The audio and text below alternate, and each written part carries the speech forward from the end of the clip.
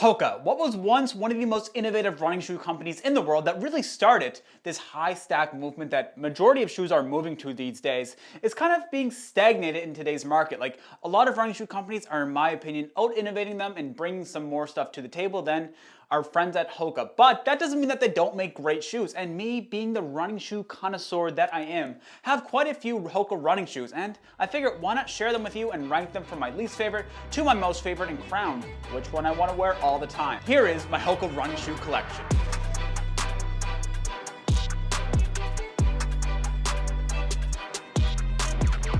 Welcome back to the channel, folks. If this is your first time here, my name is Brendon, and I'm a Halifax, Nova Scotia-based runner who has lost over 150 pounds through the power of running and habit change. On this channel, we talk about the strategies and tools that can help us become faster runners and be healthier, whatever that means for you. Could be to lose a little bit of weight, could be to run faster, whatever it means for you. We talk about it here on the channel. Now, let's talk about the Hoka running shoe collection. Oh, and also for the longtime viewers, you know that I don't typically wear hats, but my hair is just terrible. So here we are. Now let's talk about my first Hoka running shoe I've ever tried, the Hoka Clifton 7. Now, this shoe has just a standard EVA midsole. It's supposed to be compression molded EVA, whatever that means, but it also has a Meta Rocker technology, which is supposed to make the shoe feel a bit more smooth, but in reality, I can't really feel the Meta Rocker technology in this shoe just because the foam is so compressive.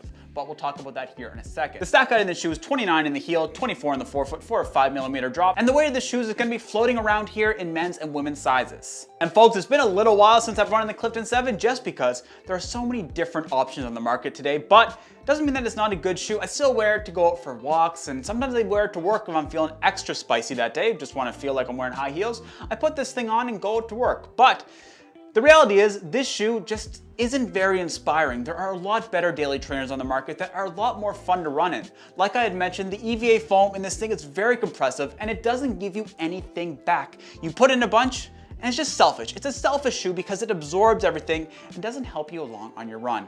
How dare you? That doesn't mean that that foam's not great for soaking up daily training miles and all that stuff, because it definitely will help you out there in your daily training miles to absorb that impact. But there are high stack shoes such as the Nike Zoom X Invincible that also offer that little bit of extra softness, a little bit of compression, but at the same time, it gives you a little bit back and feels almost bouncy underfoot. I hate using that term in terms of running shoes, but it's the best way to describe the feeling underfoot of the Nike Zoom X Invincible.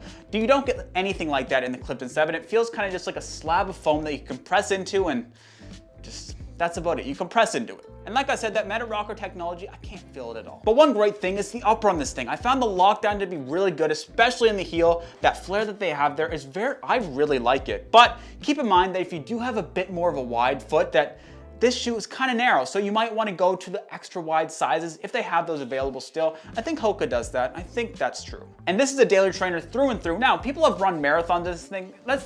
Running shoes can be used for whatever you want, but some shoes are better for different options. And for me, this is best for my daily training runs, and that's where it's going to stay if I ever use it again. I might get the Clifton 9. I skipped the Clifton 8 because, like I said, there's just better things on the market. And I know that that might sound pretty negative on Hoka, but don't you worry, this next one is going to be a bit more positive, but it is going to be almost a romantic comedy style. The Hoka Mach 4 is a shoe that when I first tried it, did not like it at all, and we'll talk about that here in 1 second. But the foam in this shoe is a Pro-Fly combination, and what Pro-Fly means in Hoka terms is it has a bit more of softness when you land and then a bit more response on the toe off and all that good stuff, just marketing terms. What does it actually feel like? Now on the top layer, they have this softer red foam that is a bit more compressive, a bit softer, and then on the bottom layer, they have a rubberized EVA foam, I think it is, and it's a bit more firm and gives it a little bit more snappiness to the ride of the shoe. And the stack height in this thing, not including the sock liner, is 29 in the heel, 24 in the forefoot, and again, the weights are floating around here in men's and women's sizes. And like I mentioned, the Hoka Mach 4 and I have a bit of a complicated past. Now, let me tell them the story.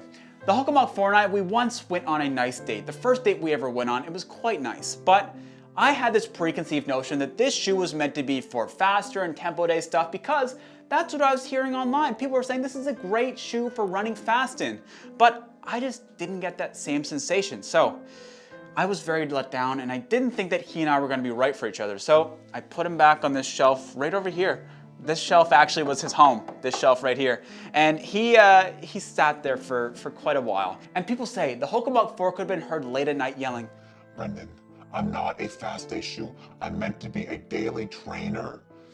And I ignored those calls. I did ignore those calls. But then one day, I was sitting at my desk right over there and I saw him sitting in the cabinet and I thought to myself, hey, I want to do something different. So the Hoka Mach 4 and I, we reunited. I took him out for a daily training run, and that run, it was fantastic. So from that point, I've been using the Hoka Mach 4 for daily training runs because it feels nice and soft on landing, and then on toe off, it feels nice and snappy. It's a lightweight package, so if I want to pick up the pace just a little bit, just a teeny little bit, I have the option too. And it's not so soft that I'm sinking into the foam, and it's not so firm that I can't go easy. So throwing the Hoka Mach 4 on for daily training runs is fantastic. Now, I still wouldn't use it for my faster stuff. I have better options for that. But if I want to go out there for a fartlek run, I will throw this on because it can do both so well. Daily training paces and a little bit faster due to the lightweight nature of this shoe.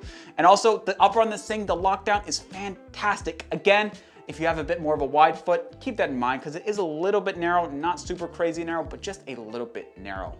Now, this is, like I said, going to be a daily training shoe for sure that I use for sometimes if I want to go a little bit faster, but this shoe is going to get a lot more miles in my rotation coming up. And now Hoka needed to make a bit more money, so you know what they do? They throw carbon fiber plates into running shoes that don't necessarily need them, but here they are, because you know what? We need those marketing dollars! And all jokes aside, this shoe is actually pretty decent, but I do have my little bit of concerns when it comes to this running shoe, but anyway, we'll get to those in a second. This shoe here is the Hoka Bondi X, and this has a compression molded EVA for the midsole foam that is meant to be their softest foam compound yet, but there's more.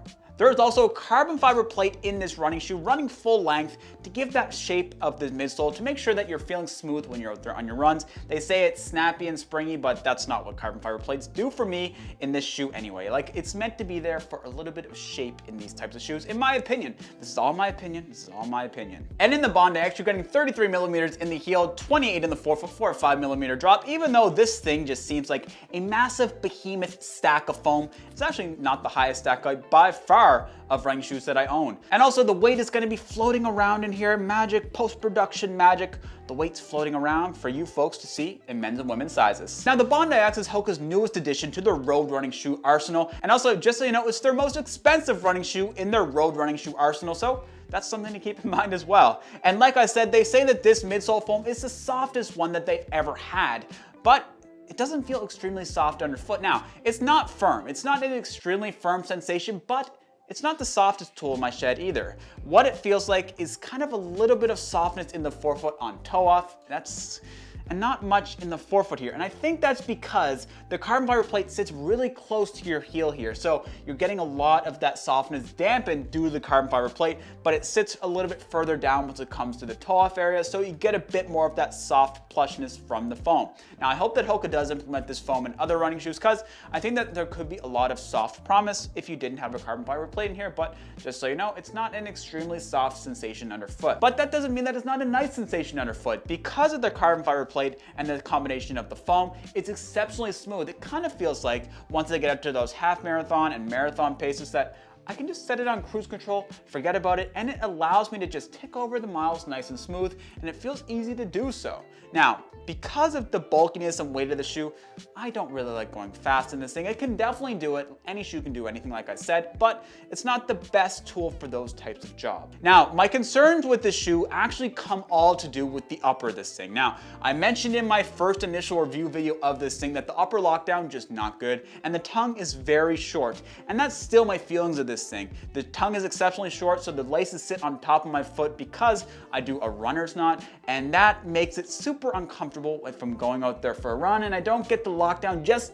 perfect. The laces just feel like they're cutting on the top of my foot and just does not feel nice.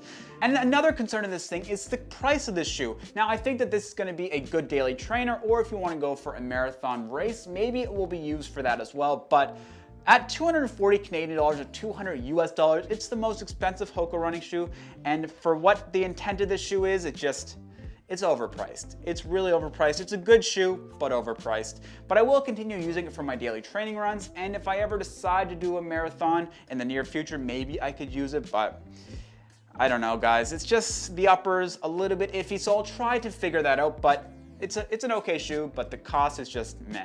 It's really bad. Now we're moving on to the last Hoka running shoe I have in my collection, and that is the Hoka Rocket X. Now, this is the shoe that a lot of elite marathoners wear for their race days and all that good stuff. But let's talk about the specs for 1 second. Now this has a compression molded EVA foam again in the midsole with a full length carbon fiber plate that is about 1 millimeter thick, so they say on their website. The stack height of this thing is 30 in the heel and 25 in the forefoot for a 5 millimeter drop once again, and the weights of this shoe are floating around again through the Power Post production right on the shoe. And I'll be honest, I haven't been running this shoe in quite a little while, and that's because I find this shoe to be a bit too firm for my liking. Now, I understand how some people could really get on with the shoe if they like a bit more of a firm shoe with a bit more of a smooth ride, because this shoe is exceptionally smooth. But for me, I like a bit more forgiving shoe. And like I said in my Hoka Bondi X video, the Bondi X feels like a higher stack, softer version of the Rocket X. A bit heavier, all that stuff, but I do prefer the Hoka Bondi X in terms of feeling underfoot. Like I said, if you like a bit more of a firmer shoe, this could definitely be a good option because there are some very big redeeming qualities. The upper in this thing is very breathable, it has a great lockdown, and it's very smooth, and it's lightweight. It's pretty lightweight anyway. It's not the lightest weight shoe I have, but it does the job. Now, folks, I don't know if I'm ever gonna really use this shoe again. Maybe if my legs get a bit stronger and I'm kind of yearning for a bit firmer shoe, I'll throw this on, but for right now, it's gonna stay put in my shelf because I think it looks pretty good.